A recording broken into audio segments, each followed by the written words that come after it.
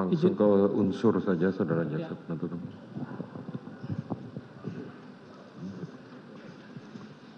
Kita masuk langsung analisa juridis. Sebelum masuk dalam pembahasan analisa juridis terhadap perkara terdakwa Ferdy Sambo, maka terlebih dahulu kami akan mengulas teori-teori pertanggungjawaban. Pertanggungjawaban pidana ditentukan berdasarkan pada kesalahan pembuat dan bukan hanya dengan dipenuhi seluruh unsur tindak pidana. Dengan demikian, kesalahan yang ditempatkan sebagai faktor penentu pertanggungjawaban pidana dan tak hanya dipandang sekedar unsur pertanggungjawaban pidana. Seseorang dinyatakan mempunyai kesalahan merupakan hal yang menyakup masalah yang pertanggungjawabkan. Langsung kami masuk ke unsur barang siapa. Unsur barang siapa. Barang siapa adalah unsur pelaku atau subjek dari tindak pidana atau delik. Dengan menggunakan kata barang siapa, berarti pelakunya adalah dapat siapa saja atau siapapun dapat menjadi pelaku. Dengan demikian, delik memiliki padanan istilah yang sama dengan perbuatan yang dapat boleh dihukum.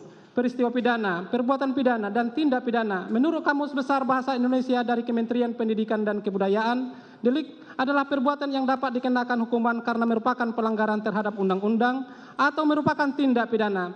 Dengan menggunakan kata barang siapa, yang dimaksud dalam hal ini adalah terdakwa Ferdy Sambo SH SIK Master Hukum. Sebagaimana identitas terdakwa dalam surat dakwaan merupakan pribadi atau person atau subjek hukum sebagai pelaku tindak pidana, memiliki hak dan kewajiban dan memiliki kemampuan untuk bertanggung jawab, dipertanggungjawabkan atas perbuatannya yang dilakukannya. Terdakwa Ferdy Sambo tidak termasuk golongan orang-orang yang tidak dapat dipertanggungjawabkan atau perbuatannya karena kurang sempurna akalnya atau karena sakit berubah akalnya. Dalam hal ini, terdakwa Ferdy Sambo dalam keadaan sadar atau waras mampu menjawab semua pertanyaan yang diberikan kepadanya dengan baik.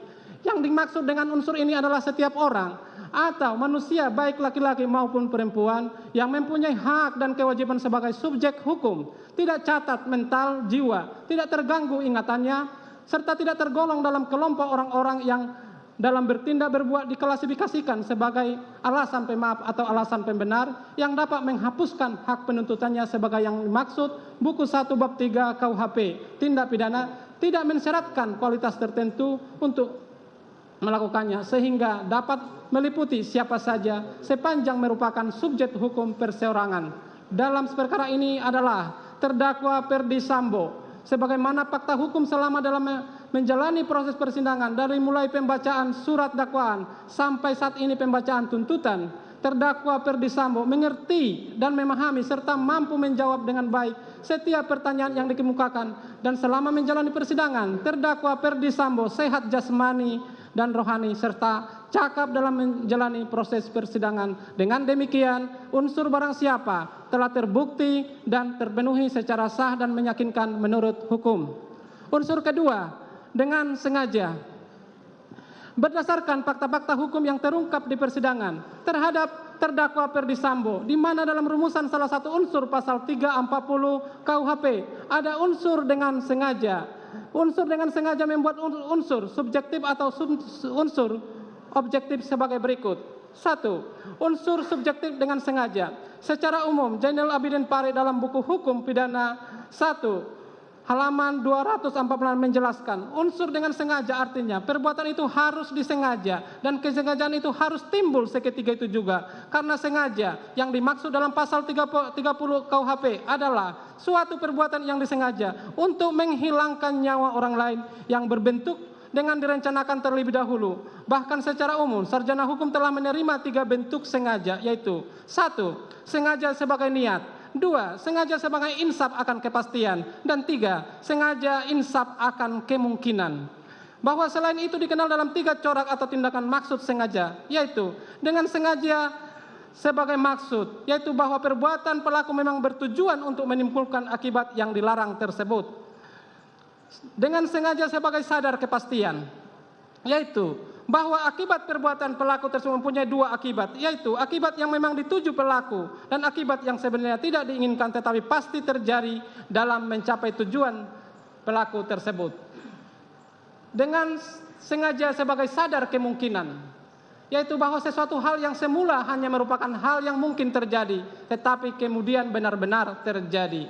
Bahwa dari teori kehendak dari 3 corak atau tingkatan maksud sengaja tersebut di atas dapat menyimpulkan maksud sengaja dari adanya kehendak untuk berbuat sesuatu, di mana pelaku mengetahui atau menyadari apa yang diperbuatnya, atau niat, kehendak, maksud, tujuan daripada pelaku untuk melakukan suatu perbuatan pidana, baik sebagaimana maksud atau sebagai sadar kepastian atau sadar kemungkinan.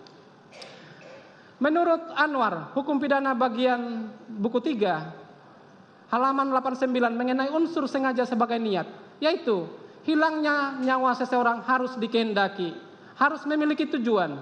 Suatu perbuatan dilakukan dengan maksud atau tujuan atau niat untuk menghilangkan nyawa seseorang. Timbulnya akibat hilangnya seseorang tanpa dengan sengaja atau maksud tidak dapat dinyatakan sebagai pembunuhan. Jadi dengan sengaja berarti mempunyai maksud atau niat atau tujuan untuk menghilangkan nyawa seseorang.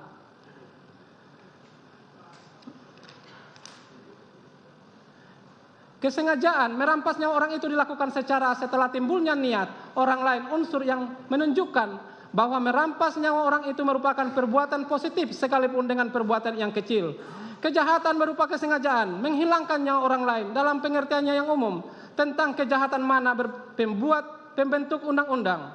Selanjutnya juga masih membuat perbedaan kesengajaan menghilangkan nyawa orang lain tidak direncanakan terlebih dahulu. Telah diberi nama dengan kesengajaan menghilangkan nyawa orang lain dengan direncanakan terlebih dahulu, sebagaimana diatur dalam pasal 33 KUHP, sedangkan MOR diatur dalam pasal 340 KUHP. Kami langsung kepada